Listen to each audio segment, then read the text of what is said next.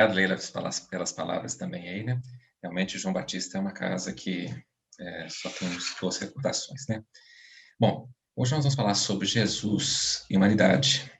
Mas para a gente falar do nosso Mestre Jesus, nós precisamos, né, para isso, ter um pouquinho noção da grandeza do nosso Mestre.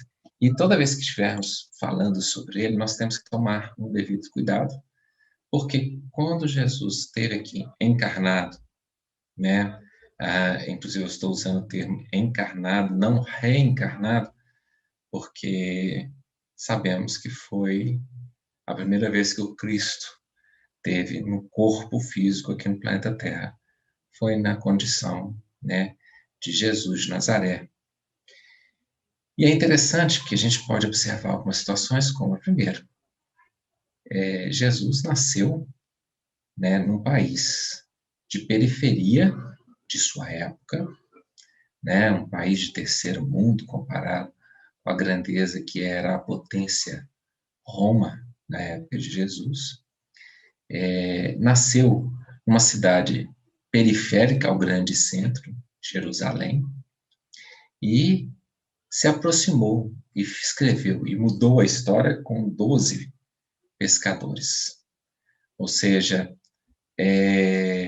ele mudou o mundo sem precisar de amparo nenhum do que o mundo poderia oferecer.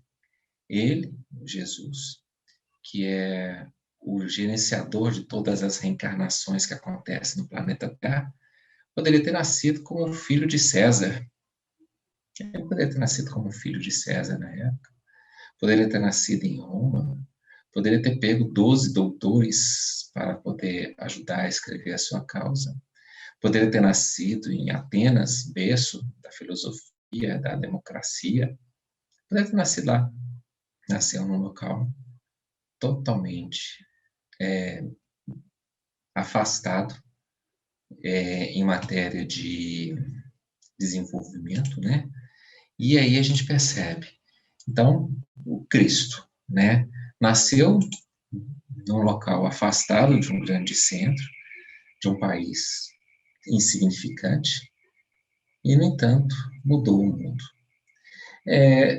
Serve como lição para todos nós, em matéria de humanidade, né, como a humanidade, sentindo que toda a reencarnação ela é importante, em qualquer lugar que ela esteja. Se ela estiver no meio da floresta amazônica, nascendo no meio da África, nascendo em São Paulo, Nova York, em Xangai, nascendo em Hong Kong, nascendo na França, em Paris, nós podemos fazer a diferença porque o Cristo nasceu no local mais desprovido e mudou o mundo. Numa época também desprovida de toda a capacidade tecnológica que nós temos hoje. E, no entanto, a sua mensagem se manteve pela eternidade e se manterá pela eternidade, porque ela é universal. Ela trabalha a questão do amor. Foi a primeira vez que uma religião veio para os desvalidos do mundo. As religiões anteriores, elas vinham para os ricos. Ou seja, se você é rico, você está justificado, os deuses gostam de você, está tudo bem, você nasceu, né, como fala, sobre a proteção de algum tipo de deus ou de algum tipo de deuses, né, daquela época.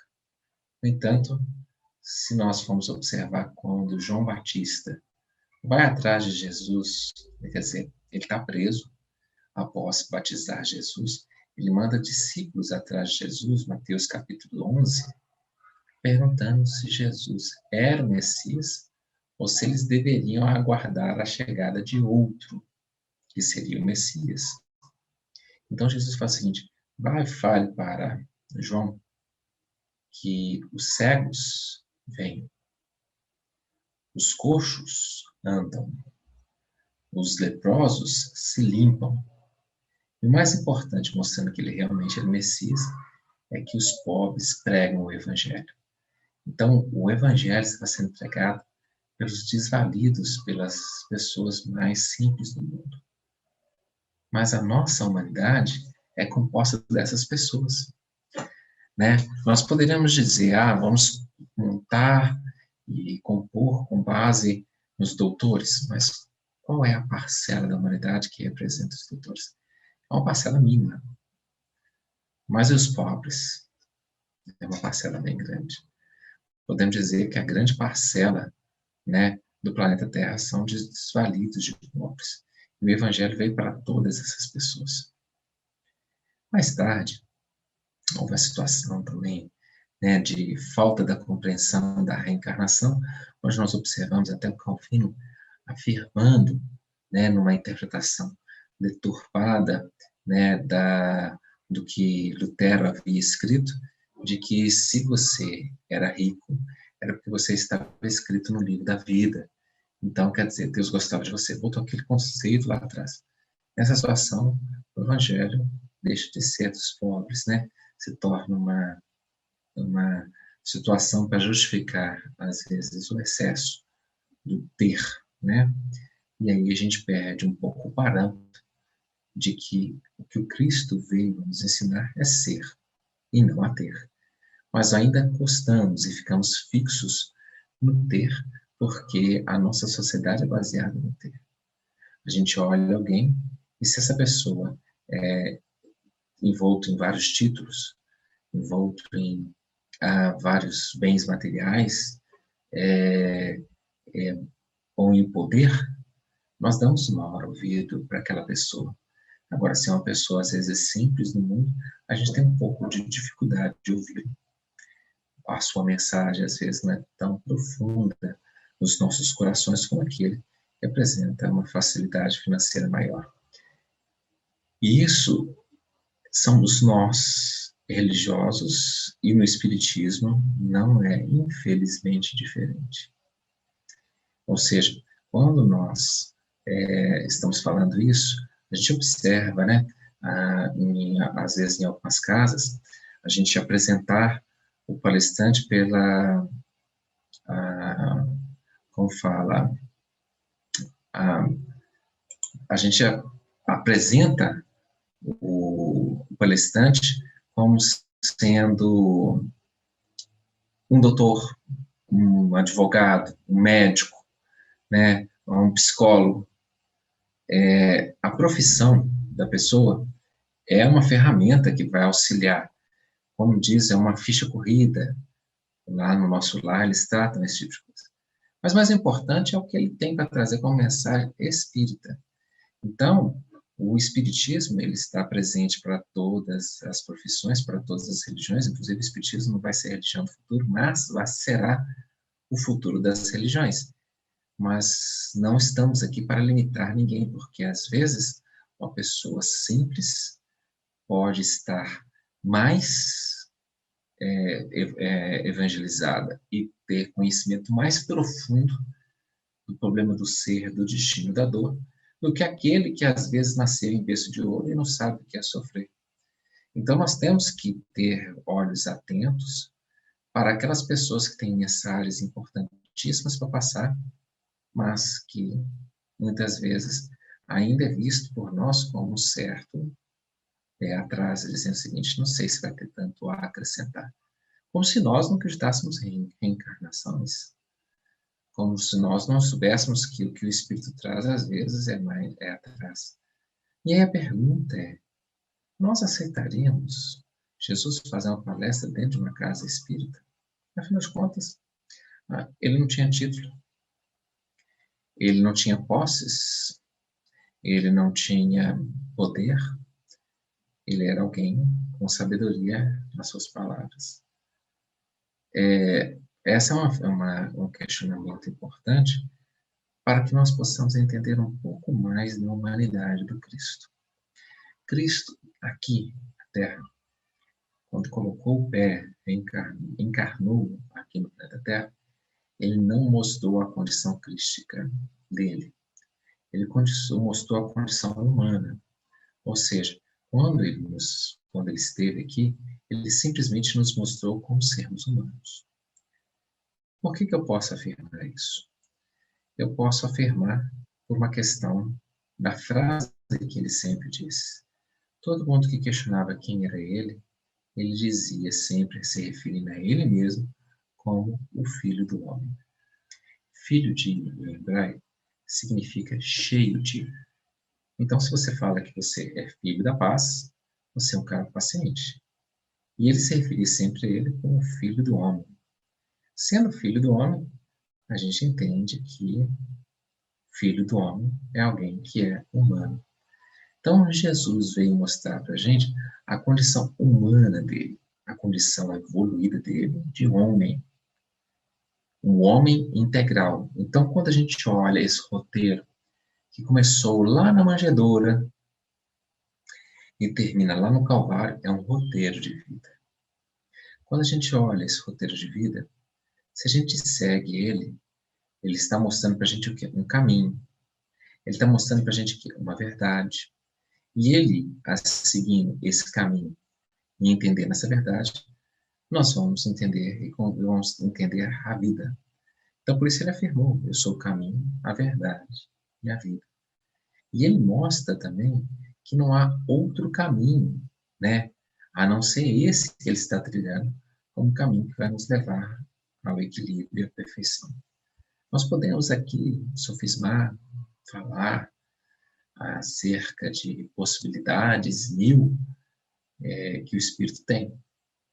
Sim, mas, como diz a mãe do André Luiz no livro Nosso Lar, ela afirma: Jesus fez mais pela humanidade do que todos os milionários e matérias em questões de caridade material fizeram nos últimos 2000 anos. A humanidade inteira, desculpa, até mais que isso. Então, o que nós estamos percebendo? Que o Cristo, ele modificou o planeta com a questão vibracional de uma forma impressionante para aqueles que o seguem. É uma coisa assim, não tem nada demais morrer numa cruz, né? Quantos morrem aí todos os dias, sendo inocentes? Não há nada demais morrer numa cruz. Tá, mas morrer desejando a todos que o Pai perdoe a todos, já é difícil a gente ver. E aqueles que a gente vê tendo esse comportamento, a gente consegue vê-los porque eles copiam o exemplo do Cristo. Eles seguem o caminho, eles seguem a verdade, eles seguem a vida. Então, o que acontece? Antes do Cristo não víamos isso, né? Então, se você for analisar, os ensinamentos do Cristo sempre vão ser encontrados em textos antes de Cristo, em outros textos. A própria Torá, que é o Antigo Testamento, tem vários ensinamentos que o Cristo, como fala, mostrou para a gente. Então, muitas coisas ali não são novidades. A questão é como Cristo era conciso no seu dizer, no seu falar, no seu caminhar, na sua vivência. E ele, por ser tão conciso nessa forma de agir e de ser, é que abriu espaço para a gente entender um pouco mais, né, o que vem a ser essa informação tão condensada.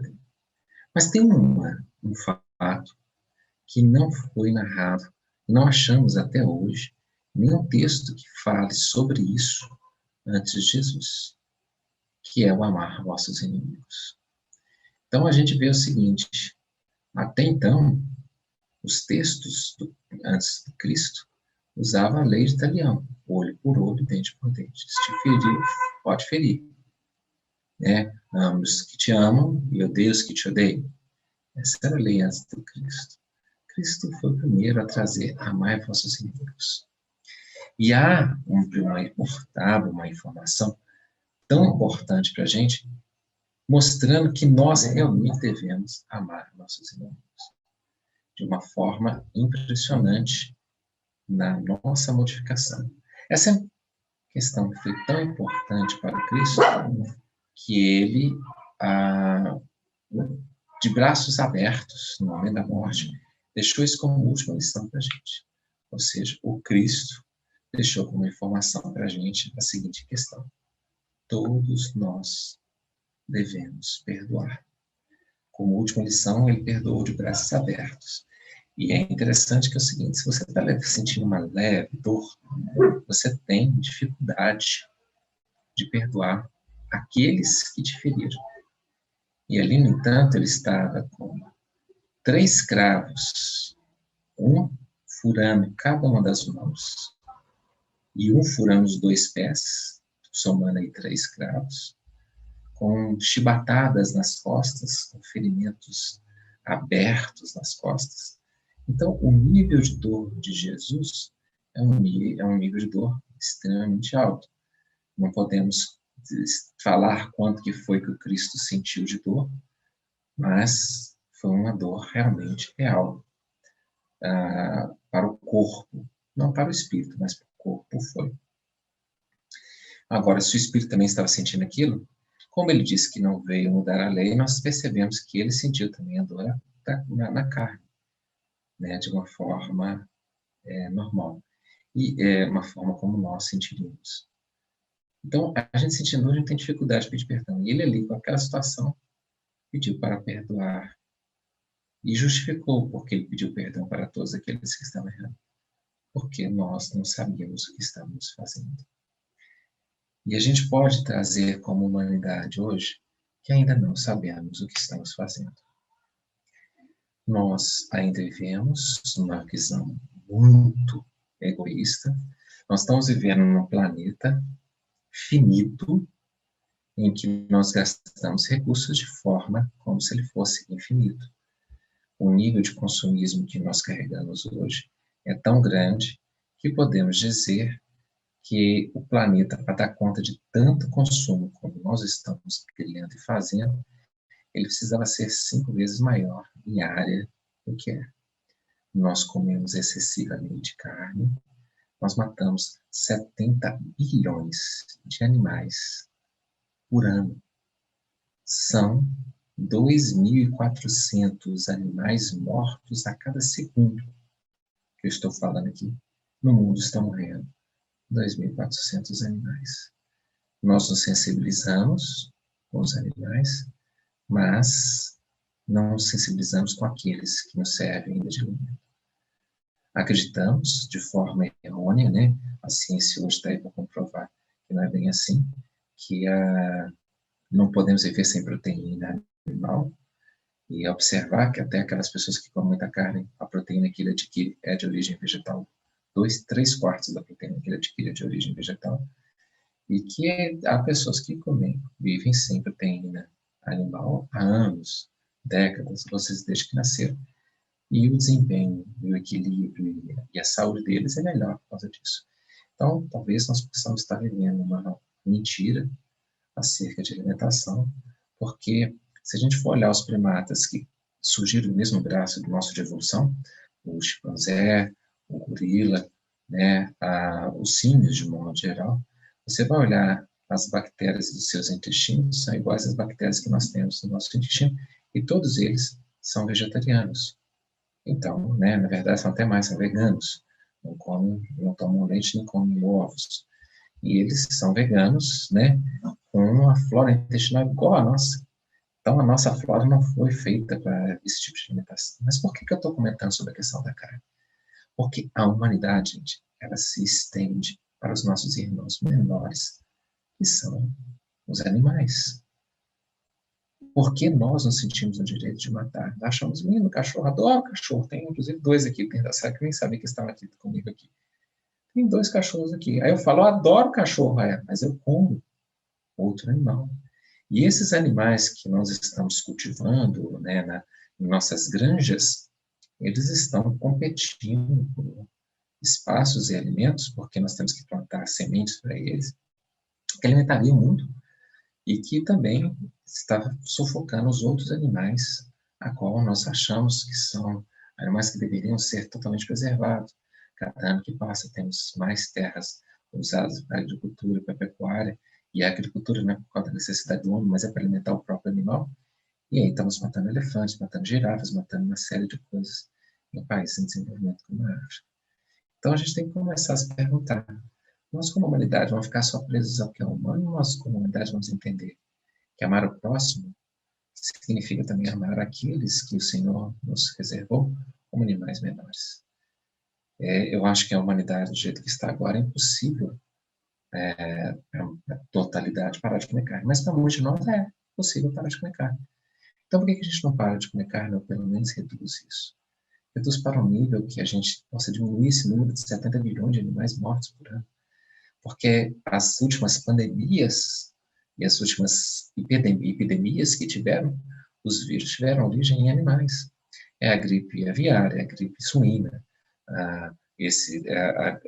o Covid que surgiu do pangolim, um animalzinho pequenininho lá da China que eles estavam se alimentando, o ebola surgiu do morcego, a AIDS surgiu do macaco, tudo de alimentação nossa de carne. No Antigo Testamento, nós não vemos o consumo de carne, né? E quando a gente observa a questão de consumo de carne lá, no Êxodo, quando o povo pediu para comer carne, como comia junto com os faraós, ao colocar a carne na boca, eles pereceram, eles morreram.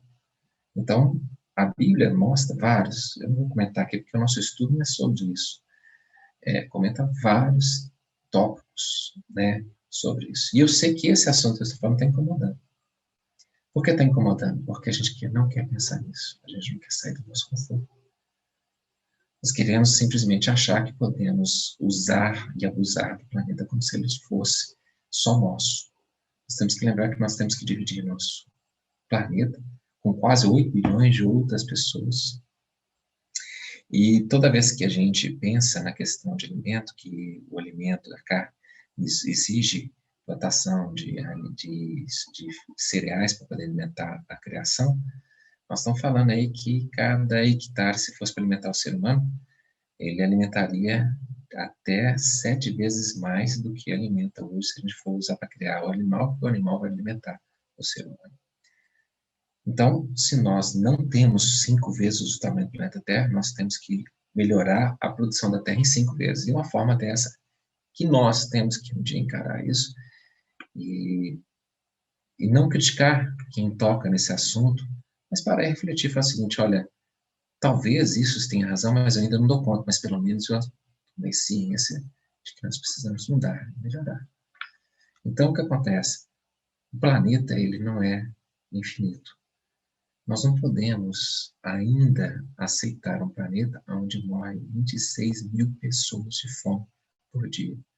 No horário desse nosso estudo aqui, que é 1 hora de estudo, morrerão 1.000 pessoas de fome no planeta Terra.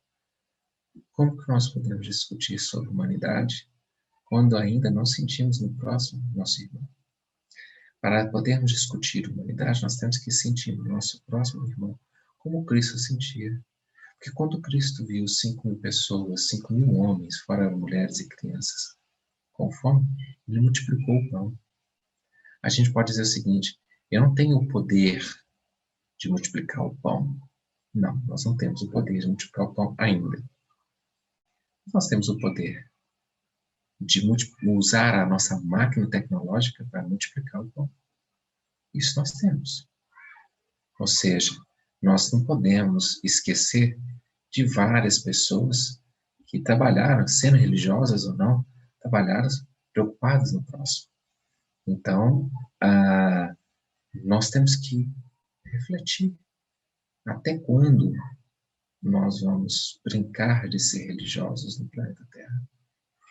Porque se nós queremos entender Jesus e a humanidade, e Jesus como humano que ele for, que ele vem nos mostrar aqui como sermos humanos, nós temos que ter coragem de olhar para nós e dizer o seguinte, o que falta para eu ser realmente o homem integral? Porque nós não somos homens integrais, nós não somos mulheres integrais. Nós somos ainda pessoas muito vinculadas ainda à matéria, muito ainda no estado animalesco, agredindo, ferindo, pessoas que pensam diferente da gente, pessoas que têm opiniões em outros campos. Tudo hoje virou discussão política. como se o respeito humano tivesse partido. O direito humano não tem partido. Todos nós temos que preservar, sendo com visão de direita, sendo com visão de esquerda, de centro, nós temos que preservar e procurar o próximo, o bem-estar do próximo. Isso é ser cristão. Se os presentes acham que o caminho é o liberalismo, o Estado mínimo, tudo bem. Aceite aqueles que acham que o Estado tem que ser forte e que nós temos que garantir o mesmo ponto de partida para todo mundo, que é a visão do socialismo. O socialismo não tem nada a ver com o comunismo, e o socialismo é o que é aplicado em muitos países da Europa, né, como França e Portugal, que tem a visão seguinte: vão garantir o mesmo ponto de partida para todo mundo. Que aí, isso sim, a gente vai ter condição de favorecer a meritocracia, quer dizer, quem tem mérito vai desenvolver mais, mas se tiver o mesmo ponto de partida. Só que alguns são melhores nos seus desempenhos e vão desenvolver mais.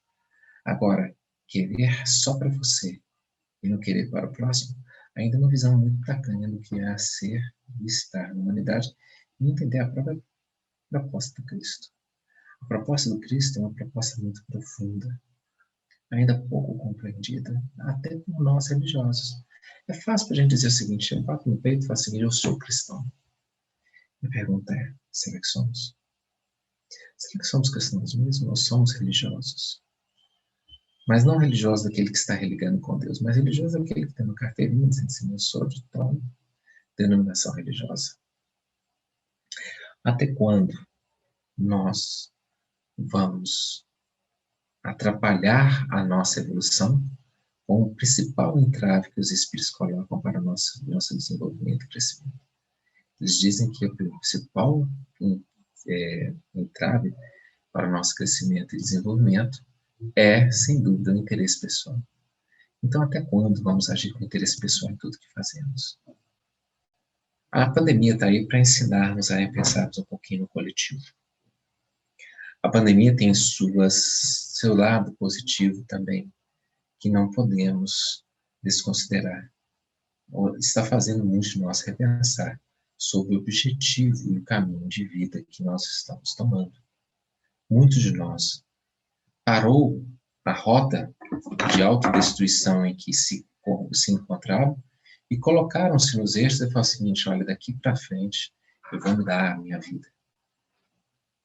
Muitos também encontraram desafios, houveram casamentos que foram dissolvidos, houveram famílias que entraram em atrito.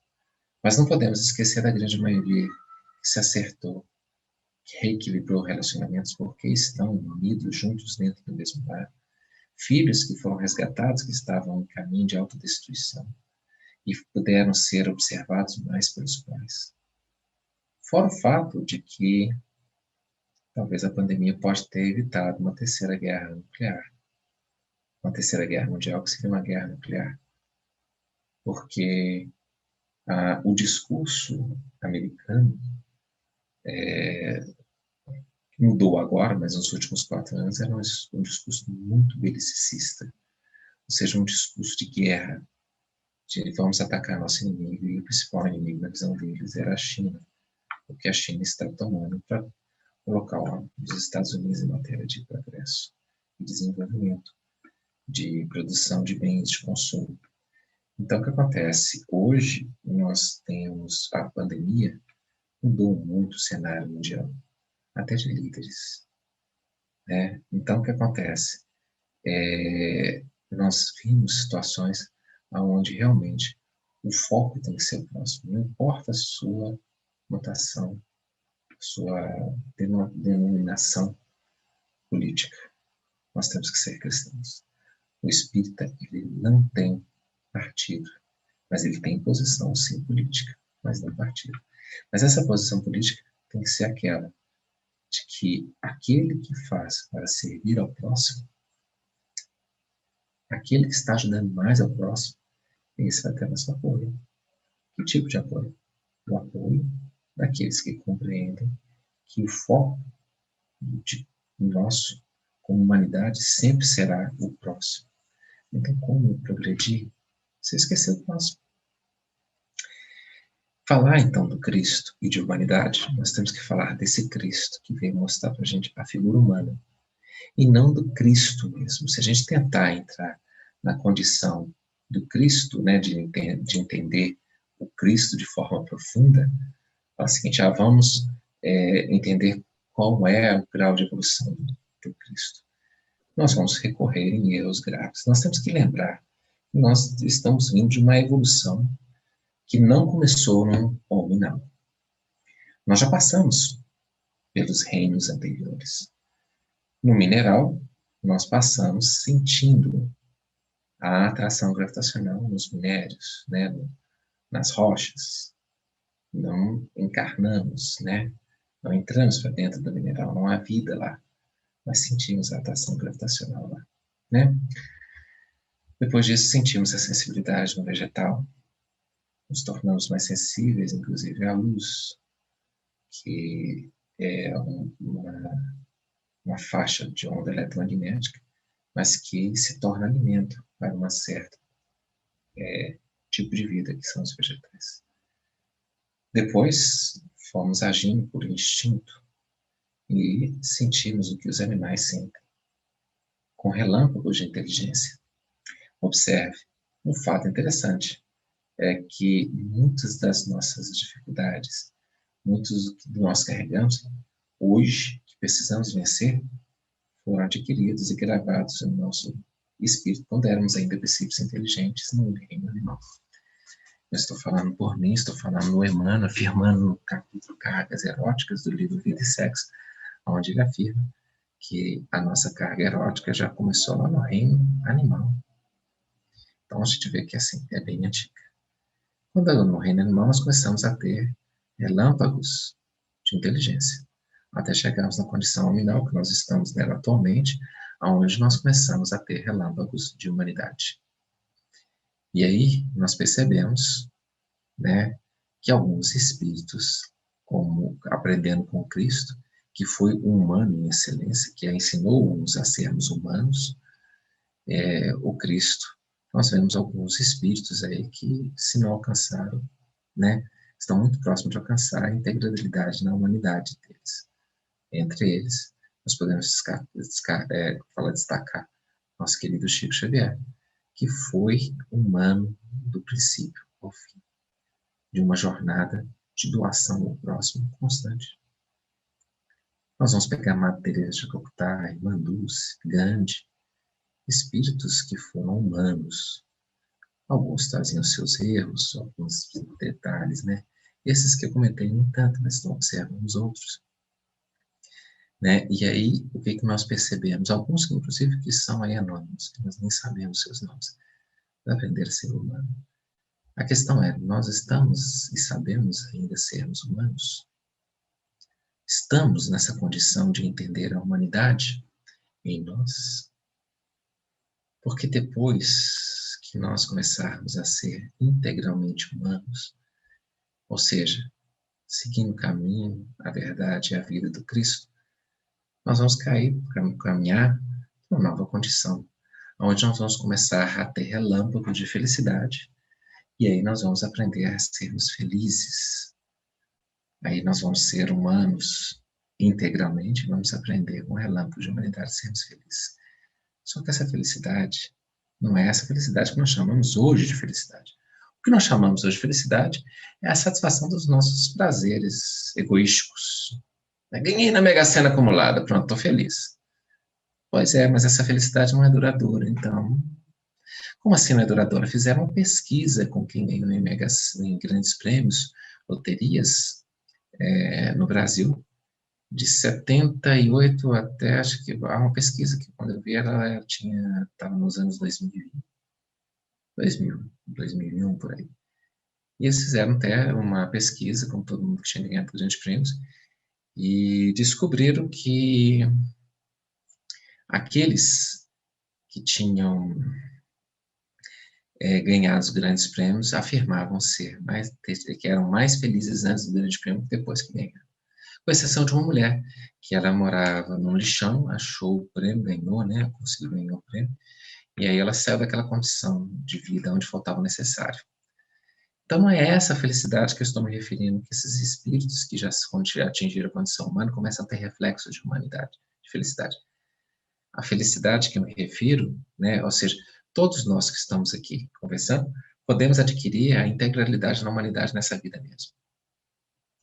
E aí, se a gente se torna humano integralmente, ou seja, aquele que é igual o Chico, que dormia 4 horas por noite para servir ao próximo 20 horas por noite e por dia. Inclusive, a Hebe vai fazer uma pergunta para ele, dizendo se ele sentia cansaço, ou se alguma vez na vida já tinha sentido cansaço por serviço. Está no YouTube, né, esse vídeo do Chico Xavier respondendo na época, né? Se ele já tinha sentido alguma vez cansaço de servir ao próximo. Ele só dá a resposta assim: eu não acho que ainda faço bem. Só para a gente ter uma noção. Ou seja, o que a gente chama de bondade, caridade que a gente está fazendo, na verdade, ele está vivendo conforme a lei de Deus. E está fazendo a obrigação de todos nós. Então, fazer bem ainda é algo mais profundo que nós ainda vamos aprender, porque fazer o bem é fazer além do dever. Nós não conseguimos fazer o dever.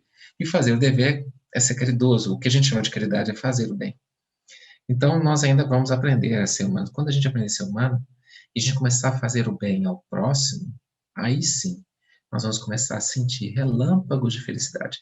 Mas não a felicidade egoísta dentro de mim, mas a felicidade que irradia do outro, porque a alegria, a felicidade, é a única coisa que nós podemos dar sem termos. Essa é uma frase do Emmanuel. A alegria é, não, André Luiz, desculpa.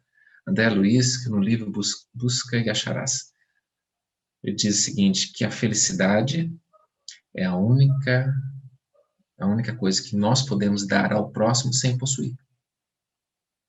A alegria, a felicidade de ajudar o próximo. Então, quando a gente ajuda o próximo, nós começamos a ter relâmpagos de felicidade para que a gente possa adquirir uma coisa que ainda está um pouco distante de nós, a integralidade na felicidade, mas é uma felicidade daquele do dever cumprido, do bem cumprido. Então, nós vamos ser espíritos felizes. Até o ponto que nós vamos começar a viver o amor que a gente hoje tem relâmpagos de amor, mas ainda um amor daqueles que nos amam.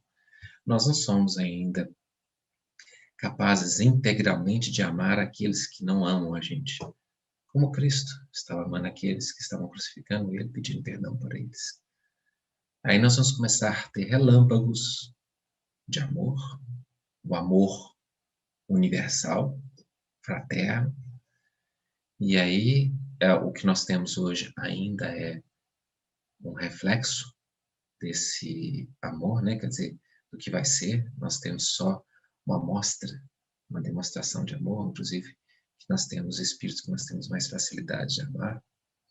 E aí nós vamos agir e estarmos naquela fase onde a gente pode dizer que seria uma fase angelical, onde nós vivemos o amor na integralidade.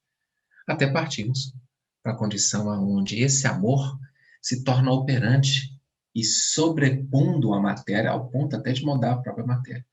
Aí nós vamos entrar numa condição crística, primeiro com relâmpagos de cristandade do Cristo em nós, para depois nos tornarmos, daqui bilhões de anos, Cristo. Quando eu falo aqui bilhões de anos, é porque é natural que seja isso mesmo. Se nós pararmos para poder observar, o planeta Terra tem 4,5 bilhões de anos.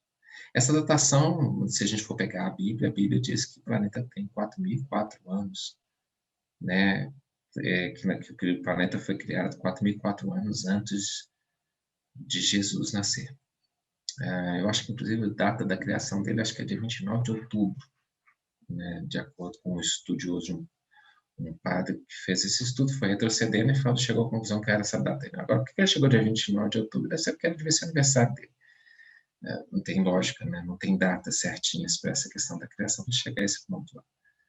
Mas, quando a gente olha a presença da meia-vida, da radiação, de forma natural que encontramos na natureza, nós conseguimos descobrir, até pelo estudo da meia-vida do próprio Urânio, descobriram que para que ele tenha hoje, a carga que ele tem hoje, o planeta tinha que ter sido criado há 4,5 bilhões de anos atrás. Então, o planeta Terra tem 4,5 bilhões de anos atrás. Pois bem, há 4,5 bilhões de anos atrás, Jesus Cristo estava na condição de, com a força do pensamento, criar a condensação do planeta Terra.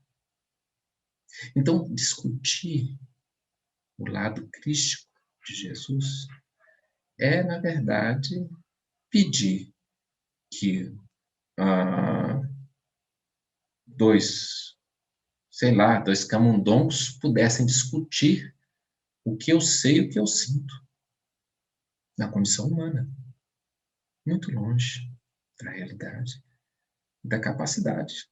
O máximo que os camundongos poderiam dizer, olha, eu acho que é assim. E aí eles parariam de olhar para os seus próprios defeitos, acreditando serem humanos que não são ainda. Quando nós estudamos e tentamos entrar na natureza de um espírito crístico, nós corremos o risco de simplesmente não olharmos para os nossos próprios defeitos e desencarnarmos sobre o fanatismo, sobre como fala, a obsessão mais que simples, né, que é a obsessão, me faltou a palavra aqui, que vem depois da obsessão simples, é a obsessão da fascinação. Nós vamos estar num processo de fascinação profunda, acreditando sermos melhores do que somos.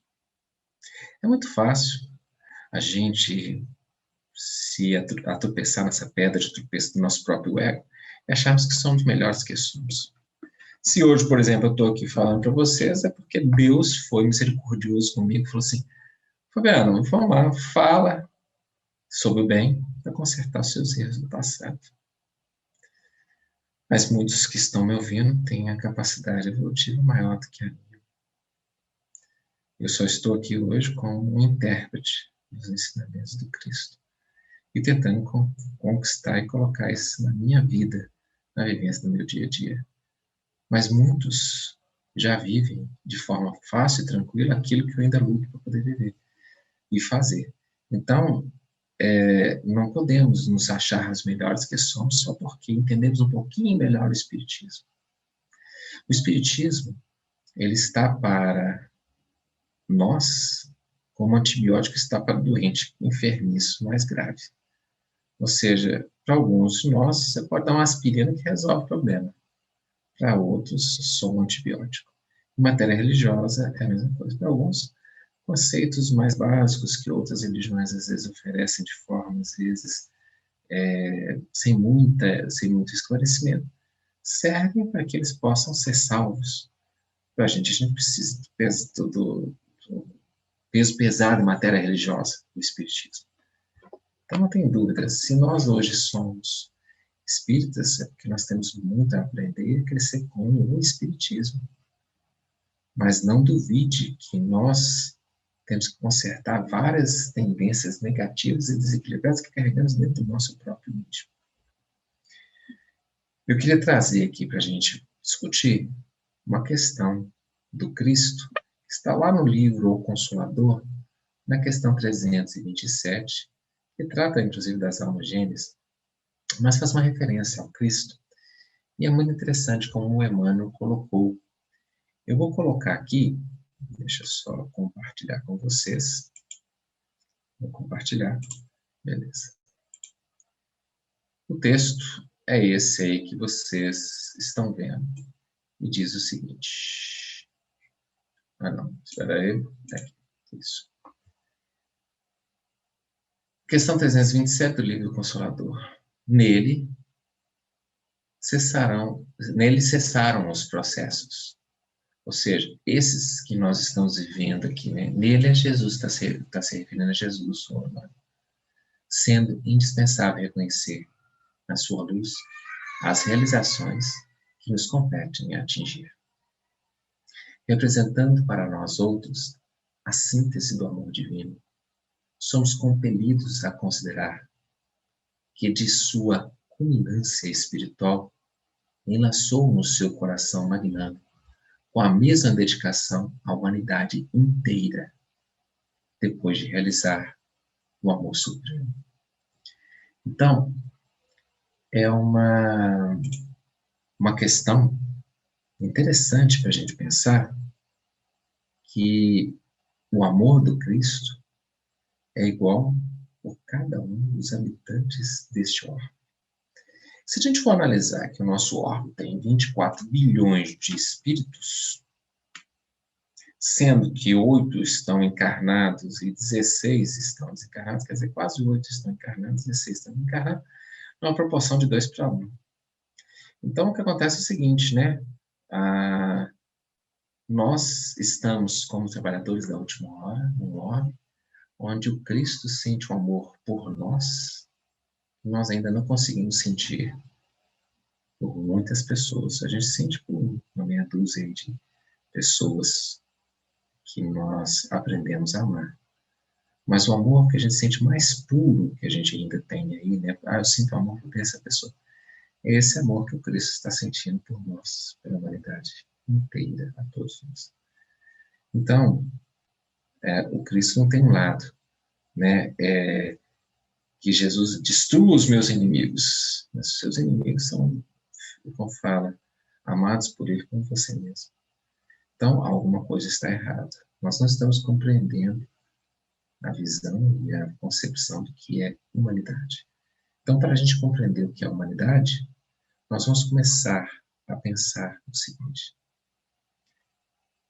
só serei humano de forma integral quando expandir cada vez mais o amor que sinto, de forma fraterna, por todos os irmãos que cruzam comigo na minha existência. E lógico que inicialmente eu não conseguia amar a todos, mas eu já começo a aumentar essa família minha universal cada vez mais. Só o fato de diminuirmos e não criarmos inimigos já é um grande passo para nós, para a nossa evolução. Porque a gente pode fazer amigos, mas também a gente faz inimigos, aí que a gente fica naquele crédito às vezes negativo, né? Quantos amigos você fez nessa vida? Ah, fiz 5. Quantos inimigos? Ih, né? A gente até espera aí, contando como é. Então a gente às vezes até perde a conta nessas nossas situações. E por quê? O nível de cobrança nossa do próximo. Por que que a gente espera do próximo mais do que ele pode nos dar? Por que não compreender que essas pessoas também estão em escalas evolutivas diferentes da nossa e alguns se encontram em situações ainda difíceis, que merecem mais a nossa misericórdia e nosso perdão. O Cristo sente esse amor pela humanidade inteira, para aqueles que estavam crucificando. Então está na hora da gente começar a aprender a aumentar essa nossa família universal. Começarmos a sentir mais amor por todos aqueles que estão vinculados a nós, de forma que nós sentimos amor, e daqueles que ainda sentimos um pouco de dificuldade. Aos poucos vamos aprender a amar esses espíritos com facilidade, com amor, com equilíbrio. Então, a gente está começando a caminhar para o final do nosso estudo. E o que a gente pode dizer? A gente pode dizer o seguinte: o Santo Agostinho, no livro Evangelho segundo o Espiritismo, nos ensinou um bom caminho para sermos humanos. Ele pediu para que todos os dias, ao irmos deitar, que nós analisássemos a nós mesmos e pensássemos se todas as nossas ações foram ações corretas, aquelas ações que deveríamos ter tomado de forma certa mesmo. Perguntarmos a nós mesmos se alguém tem alguma mágoa pelo que nós fizemos, pela forma como interagimos com ele. Porque se a gente fizer isso todos os dias, cada dia mais nós vamos compreendendo quem somos. E cada passar do tempo, nós vamos olhar para trás e olhar e dizer o seguinte: hoje eu estou melhor do que eu estava ontem. E ontem eu estava melhor do que anteontem. E aí a gente vai começando a caminhar nessa escala evolutiva que esperamos, que não pode também ser, vou cruzar os braços e uma hora eu evoluo. Não. A evolução é labor nosso, é trabalho nosso, para a gente alcançar lá. Mas se eu consigo esses ensinamentos de Francisco, de Santo Agostinho, olhando para mim e me melhorando a cada dia, eu vou estar sendo, de forma correta, aquilo que Kardec pediu para definir como o espírita. O espírito não é aquele que é bom, mas aquele que tem a condição de se tornar melhor a cada dia, lutando contra as más tendências. É esse espírito que nós esperamos que nós sejamos. Alguém que vai olhar em 2022 e falar o seguinte: em 2021 eu cresci e aprendi. Eu aprendi com a dor que o Cristo colocou para a humanidade com a pandemia. Eu vi que ela não tem só o lado negativo, ela tem algumas coisas que ela moldou em mim, algumas coisas boas também. Então, quando a gente começar a olhar tudo também pelo lado positivo, né, aquela frase bastante otimista, né? Se a vida te der um limão, faça uma limonada. Saber, olha, Senhor, eu confio em Ti, eu sei que eu estou passando por dificuldade, eu sei que eu estou passando por medo, mas eu confio em Ti e sei que tudo está dentro de um propósito. Vou confiar, vou ter confiança, vou fazer a minha parte e vou tentar resolver dentro das minhas condições o que é necessário para poder me tornar uma pessoa melhor. Com isso, gente, nós vamos caminhando, né, para o fim do estudo e eu abro para que alguém possa fazer uma pergunta que queira fazer ou fazer algum comentário acerca de alguma coisa que foi dita aqui hoje, ou até de fora, né? Então, vamos lá, né? Fabiano, então, nós estamos aqui no YouTube e temos uma pergunta da Marta Barcelos. Ela colocou aqui: qual o foco da nossa vida na Terra? Qual o foco? Qual o foco da nossa vida na Terra? Marta, Certo. agradecer a pergunta da Marta. Ok, Marta, obrigado pela pergunta. Bom, olha só, o foco significa algo em que a gente direciona os nossos olhares como ponto, um alvo a ser seguido. E o foco, por incrível que pareça, ele tem que estar de olho à frente, mas com sensibilidade na retaguarda. A gente tem que olhar à frente para o seguinte: o foco é sentir o amor, sermos felizes na concepção de que a felicidade ela só será e só existirá com o próximo. Mas para isso eu tenho que olhar na retaguarda e tentar transformar todos os meus ódios, todas as minhas raivas do passado em amor no presente. E isso eu não consigo fazer de braços cruzados. Eu tenho que trabalhar. E então, quando os espíritos nos trazem que fora da caridade não há salvação, a única forma que a gente entende de que é através da caridade que nós vamos consertar todas as nossas más tendências, e aí sim, nós vamos acertar o foco. E o que é o foco da nossa vida? Reequilibrar o que a gente vive com o nosso planejamento reencarnatório que fizemos antes de nascermos.